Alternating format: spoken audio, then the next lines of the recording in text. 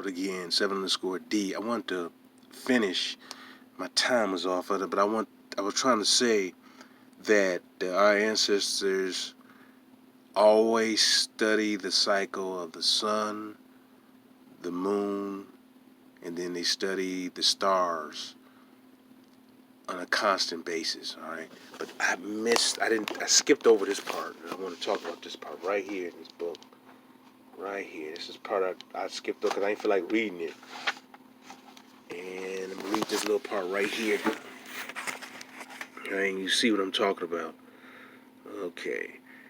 There appears to be evidence that the mound builders had the art of spinning and weaving, for cloth has been found among their remains. At the meeting of the International Congress of Prehistoric Archaeology held at Norwich, England, in 1868, one of the speakers stated this fact as follows: fragments of charred cloth made of spun fibers have been found in the mounds.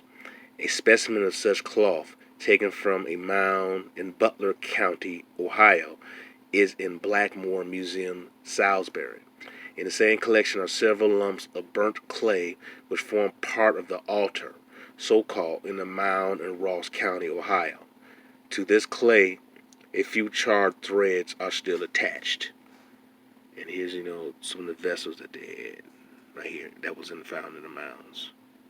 Geometric images, but look at the vessels that they had. All right, but I'm going to go for this is what I wanted to read here. And I had skipped over it. Clear. Mr. Schoolcraft gives this account of a discovery made in West Virginia. In the course of excavations made in 1842 in the easternmost of the 3 mounds of the Elizabethtown group, several tubes of stone were disclosed, the precise object of which has been subject of various opinions.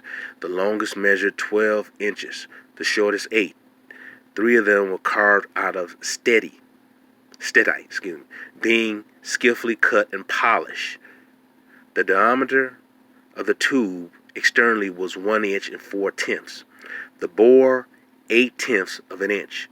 This calibre was continued till within 3/8 of an inch of the sight end, when it diminishes to 2/10 of an inch. By placing the eye at the diminished end, the extraneous light is shut from the pupil, and distant objects are more clearly discerned. He points out that the carving and workmanship generally are very superior to Indian pipe carvings, and aids if this article was a work of the mound builders intended for a telescopic tube. It is most interesting relic. An ancient Peruvian relic found a few years since shows the figure of a man wrapped in silver in the art of studying the heavens through such a tube. Similar tubes have been found amongst relics of the mound builders in Ohio and elsewhere. In Mexico, Captain Dupac saw sculptured on a particular stone structure the figure of a man making use of one. Astronomical devices were sculptured below the figure. This structure he supposed to have been used for observation of the stars. His account of it will be given in a further chapter, but I read that's the part I had skipped. And I mentioned before how our ancient ancestors were doing mining. They were doing mining, smelting, and observation. They were studying the stars. I showed you another book. They'll build these mounds and build some platform on top of the mound. Sometimes some of them be ancient observatories where they're closer to the sky. And some of these mounds had actually stairways up there, all ancient stairways, stone stairways that went up to the top of the mound, up to like the tip of the mound. Our ancestors they was always in tune with nature, always in tune with, like I said, the stellar, the lunar, the solar, and the astronomical, stellar. They were always studying. They were always stargazing. They did not worship the sun. They did not worship the moon. They did not worship the stars. What they did was study the ancient celestial heavens. You see, when we really start studying our ancestors' history, we really want you really be amazed how bright and highly advanced these ancient civilizations were. These weren't no simpletons. These weren't no primitive, backward idiots.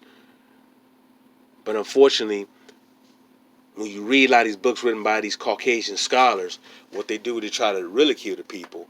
But then they talk about how they're amazed by the great structures, and the people who existed at the time couldn't have done it.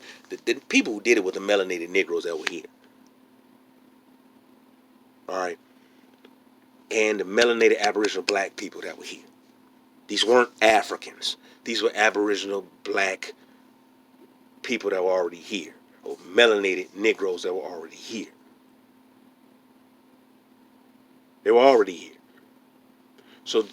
And I'm trying to get you to understand that narrative that majority of our people brought over in slave ship, that's a lie. We were already here. And when you hear people like Tariq Nasheed talking about he's an African and he attacks people who identify with being, quote, American Indian, like I said before, he's showing how ignorant he is, and to tell you he's nothing but a surface level historian. Like, I have certain disagreements maybe with Dan Calloway or certain things, but Dan Calloway is an in-depth historian, whether you like him or not, because some people just don't like him over saying that Nat Turner didn't exist, which he didn't. Nat Turner never existed. That's a fictional character, but that's another thing. But I'm trying to tell you, brothers and sisters, a lot of things they put in place to throw us off distraction. They want to make us immigrants in our own land, but constantly try to throw the African label on us, which we're not African. And they try to give us fictional characters. And many of these people, these individuals have been thrown at us, have been fictional characters. Or individuals who are from places that they weren't from Africa, but they're more likely from Europe. So they want to make everything, quote, African black. And that everything that black folks so-called achieved in this world was in Africa, not looking at the older black civilization, America. The other video I talked about, I mentioned how they carved into rock, and they built images of animal, and they built image of human beings carved into rock in ancient bridges. I read that out of this book, but I talked about that before. We constantly build structures globally, but here in America, when you, like I said before, I'm tired of hearing America's the new world. How can you be the new world when you have structures that are older than the pyramids of Giza? And that's supposed to be the old world. That's supposed to be one of the 7 wonders of the world. But you have structures that are here that's older than the pyramids of Giza, but you continue to refer to ancient America as the new world. That right there would tell you that these clowns do not know what they're talking about, and they continue to push an agenda that goes against what they've been taught since they were kids. I'm telling you now, continue to push your knowledge of who you are and study your history in depth. These ancestors, our brothers and sisters, ancient ancestors, were mining here in the ancient Americas. They were mining. They were smelting iron. And they were carving and cutting to rock and mining deep and creating man-made caves, man-made lakes, creating man-made rivers, streams. They did that here in America. Obviously, you had the natural ones, then they had man-made ones. They did it here in the Americas. But when you listen to these mainstream Negroes who continue to give you surface level information and continue to deflect and tell you that you from somewhere else and not from here, you will continue to be lost. A lot of brothers use the term lost in the sauce, but you're lost in applesauce. But you lost. We need to come back and realize our true history. Study ancient Tuscaloosa, the Timucua Indians. Study that. This is your history.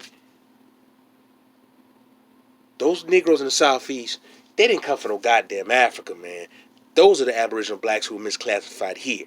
We're not African. There's no hatred, but we're not African.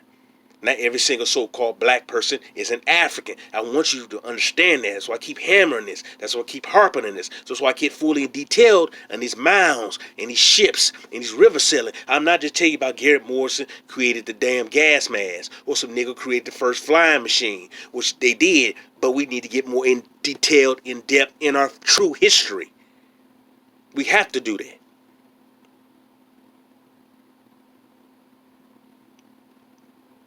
And repeat this again. And some people gonna get offended. But most so-called black Americans are not African. We're not. I know that may hurt a lot of you Negroes. You'll be offended. But when you study your true history, you realize there was a black civilization here in America that's older than the ones in Africa. And that's something them Negro scholars don't want to say, because they'll just say that they say, oh, those are Africans that came over here and the Africans are older. That's a goddamn lie. Those black civilizations here in America are older. They're so old that in so many ways they've been forgotten. And many of us have forgotten our true ancestors. We keep insulting our ancestors by saying we're from somewhere else and claiming we're insulting our ancestors over there. No, we're insulting our ancestors here by denying our true history here. And it hurts me, it angers me that our people do not see this. It's right in their faces, man. This stuff is literally in your face, man. You go to these college campuses, you have all these goddamn mounds that'll be about your black, melanated ancestors here in Americas. But you got these charlatans always want to tell you that you're from Africa or they're African, which is not a race. I do not listen to mainstream niggers. I repeat, stop listening to mainstream niggers. I'm going to say this again. I'm going to do the Umar thing. Stop listening to mainstream niggers. Because these niggers do not know what the hell they're talking about. These niggers want you to be a foreigner in your own homeland, which you are the aboriginal person of. You're not no damn foundational. You are aboriginal. Peace and love, brothers and sisters.